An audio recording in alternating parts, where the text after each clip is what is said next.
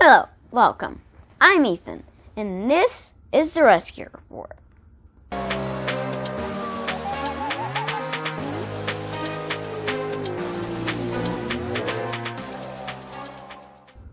In Afghanistan, a small group of dedicated people are desperately trying to save animals that are left behind as thousands flee the country.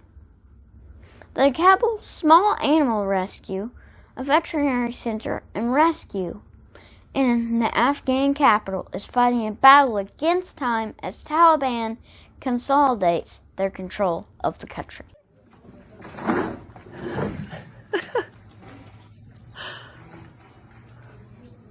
Most of them have beautiful eyes. I know, they all have blue eyes. Hey, Mama. The rescue is seeking donations to airlift the animals left behind to safety. The contact information for the Kabul Small Animal Rescue is on the screen below. Donations can also be made directly to the rescue, and a GoFundMe has been established. Our thoughts and prayers are with these brave individuals and the animals they are trying to save, as well as everyone seeking rescue from the escalating situation. And now, the big story. In 2007, dog lovers were shocked when Michael Vick's property in Virginia was searched and a large dogfighting kennel was discovered. 51 dogs were seized. Prior to this incident, animals which were seized in fighting rings were often euthanized as they were deemed too dangerous to adopt. But the public was not settling for that with these dogs. An outcry rang out, and thanks to organizations such as Best Friends Animal Sanctuary in Utah and the Oakland, California group Bad Rap, 47 of the dogs were rescued and went on to live long, healthy lives. They came to be known as the Vicktory dogs. Now, I had the huge honor of talking to Rue Yuri and his cute dog Johnny. Rue shared his home for years with Hector, an adorable Vicktory dog. Unfortunately, Hector and most of the Vicktory dogs have crossed the Rainbow Bridge, but we still have so much to learn from these amazing dogs. Hi, today I'm talking to Rue Yuri. He was the adopted dad for one of the dogs the world came to know as the Vicktory dogs. The pit bulls who were rescued from the Vick dog fighting ring. His dog Hector has passed away, but the lessons we learned from these amazing dogs live on. So, how are you today? Good. Thanks for having me on your show. Appreciate it. You're welcome. So, tell us a little about your dog, Hector. Yeah, Hector was pretty cool. As you mentioned, he was one of the dogs rescued from the Michael Vick dogfighting case. He had a bunch of scars on his chest and kind of missing some teeth and whatnot, so I'm not really sure what happened before he came to live with me. But when he came to live with us, he was a cool dog. He fit in well with our dogs. He passed his canine good citizen test a couple times, and eventually he went on to become a certified therapy dog.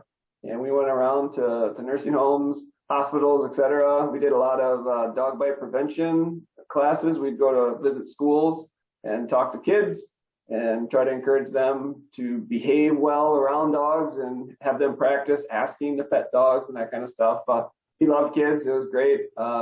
He incorporated really quickly with our pack. Not all the dogs did. A lot of the dogs, needed a little bit more time to recover and heal, and other ones needed a little bit more management. But Hector was pretty amazing. He had a lot of doggy friends, and he was just an incredible dog, and it was really an honor to be able to give him that chance for a better life. So what were some ups and downs of adopting a dog from a fighting ring? Yeah, I think one of the big things is that, those dogs, Hector included, hadn't really lived in a house, right? So they hadn't really been socialized. Fortunately, like I said, Hector was pretty stable temperament regardless. He was a pretty confident dog. So while a lot of other dogs maybe were affected by that previous life a little bit more, Hector himself was pretty stable, but he had never lived in a house, right? So his challenges in particular was trying to learn the rules of the house. Like, the dining room table is not something that you need to perch on to get a better viewpoint of the living room, right? that is not your perch. The giant potted plant in the corner is not a stick for you to drag around the house. Those belong outside. The sticks outside are good. Sticks inside should remain where they are. So, just kind of a lot of that type of thing. Just learning how to be a dog, house training inside, just trying to get him to go outside. But Hector in particular, was pretty solid. I think too, just in general, a lot of people have preconceived notions about dogs from certain situations. I think we like to put labels on things, right? And make assumptions based on where they came from. And sometimes those assumptions are correct, but sometimes they aren't, right? And so I think it's just having an open mind to figure out who Hector was and give him that opportunity to succeed, regardless of where he came from or what he happened to be through. So. Yep. So what lessons do you think we can learn from dogs like Hector? Oh, I think we learn a lot. I think the two big ones, the first one, I always like to point out that, we don't necessarily, where we came from and what we went through doesn't necessarily have to dictate who we become and where we're going, right? So, Hector had no choice on where he started. However, when he got that opportunity, he took advantage of it, right? He showed us who he was. He stayed true to who he was. And when he got that opportunity to succeed and live a better life, he took advantage of it. And, like I said, he became a certified therapy dog. And so that transition, once he got that shot, was pretty incredible. And so I think it's just a reminder for us personally, like, stuff happens in the past, but we're going to have opportunities in the future, and let's take advantage of them and try to make the best of them when they happen. That's a big one for me that I took away from it. Another one too is that I kind of touched on this before, is that we make a lot of assumptions, right? And however, we don't really know what we know until we take the time to find out if that's true, right? So when those dogs were rescued, a lot of people, including a lot of major organizations, thought that they should automatically be euthanized just because of where they came from. And this was the first time that, people had gone in there to actually evaluate the dogs. And yes, there were some that were affected way more and needed to be managed, needed to have more of a sanctuary type of care. But there were also dogs like Hector who had, were just good dogs, and they just needed to get out of that situation. And we would have never known that had we not been able to go in and find that out and challenge our own assumptions to find out if that was true or not. So, that's another big thing that I've taken away. It's like, we have our opinions, we have what we think is true, but let's find out, be willing to challenge ourselves to find out if that's the truth or not. So those are the two things for me anyway. So what is some advice you would give people who may be a little worried about adopting dogs who may have been part of cruelty situations? Yeah, I think that's probably similar advice to what I would give pretty much anybody looking to adopt a dog or actually get a dog. I always encourage adopting a dog, but it's just to get to know that dog, right? Understand kind of what you're looking for. But the big thing is to get to know that dog so that you can set that dog up to succeed and you guys can have a good bond and relationship together, right? No dog is perfect. No person is perfect. It's about finding a good match, right? And so, you know, a lot of these dogs are amazing. They're resilient. And just like with Hector, just like with Johnny, you know, they have their past, and it's good to be aware of that.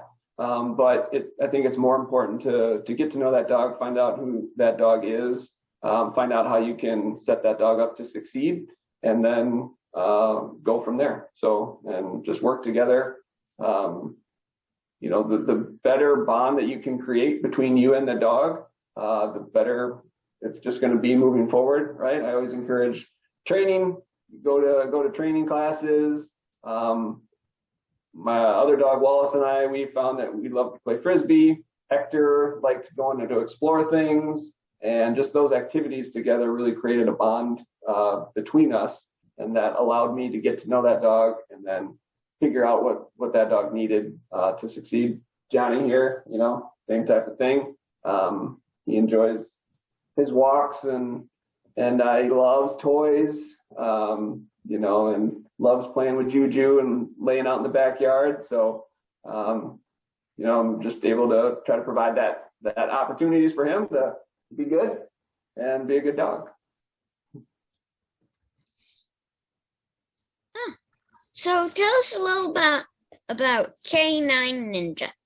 Yeah, but you know, it's been fun. So when Hector passed away and my other dog Wallace also, I was kind of struggling with how I could advocate for the dogs and have that big of impact, right? Because Hector had a huge following. A lot of people know where he came from, but when he wasn't around anymore, it was really hard to have that same type of impact, right? We would be invited to events because people wanted to meet Hector, right? It wasn't because they wanted to meet this guy. I wasn't as cool, right? And but when he wasn't here, you know, then it was we would stop getting invited to events, right? Because Hector wasn't around anymore. So I was like, what can I do to kind of continue their stories and continue to have an impact on a big level?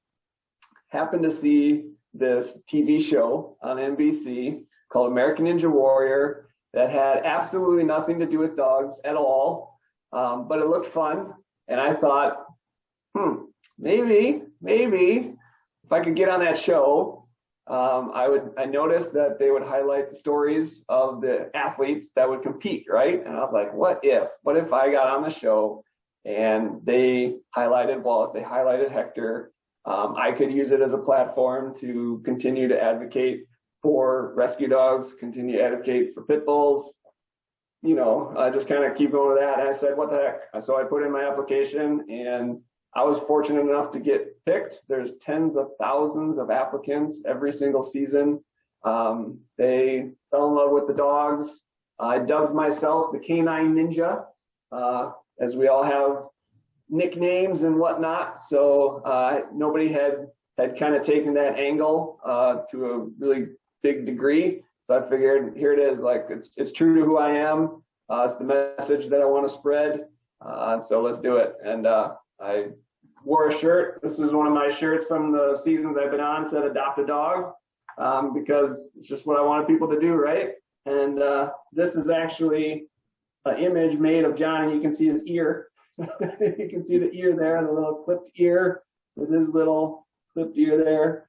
And yeah, I was fortunate enough to do really well my first season, and they've invited me back every season since. This will be my 6th season on the show, competing as the K9 Ninja, trying to spread that awareness and get people to think about the dogs and rescues and shelters. It's been awesome. You know, now I'm being invited to events and being invited to do Zoom calls with people like you, Ethan, to help spread the message. And so it's been really cool. I'm going to just kind of keep riding the wave as long as I can, as long as my body my old body holds up. But it's been fun, good community, and been able to raise a lot of money and hopefully get a lot of dogs adopted as a result. Cool. Yeah. Thank you so much for joining us today. Be sure to tune in to American Ninja Warrior to cheer for Rue. Awesome. Thanks, man. Such an amazing story. I can't wait to see Rue ring the bell one day on American Ninja Warriors.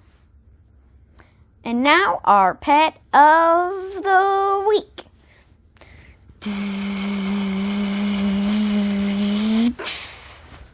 This week, we again highlight Mabel. Mabel has been at the shelter 2 years next month. Just like the Vicktory dog, she has a past. But she's looking for a bright future.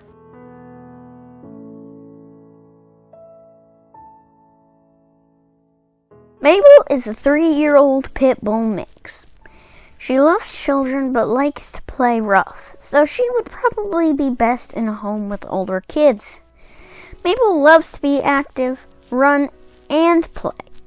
She would be great in a home with an outdoors-loving family that will take her hiking or running. Mabel does not like cats or small animals. Mabel has spent over half her life at the shelter. In April 2021, she will have been at the shelter 1 year and a half. It's time for Mabel's story to have a happy ending. Contact the Franklin County Humane Society at 502-875-7297 or visit fchsanimals.org.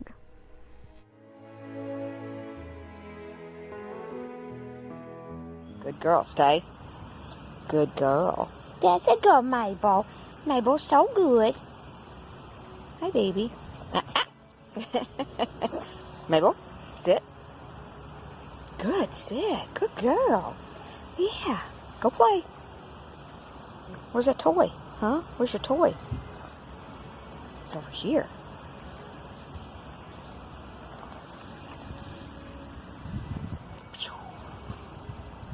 Oh, okay.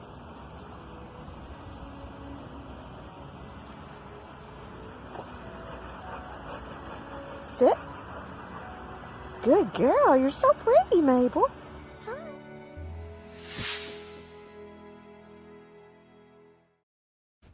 Well, that's it for our show this week. Next week, we'll travel to another local shelter, and I'll share some exciting news. Here's a hint. The rescue report is expanding. See you next week. Until that time, remember, peace, love, adopt. Bye!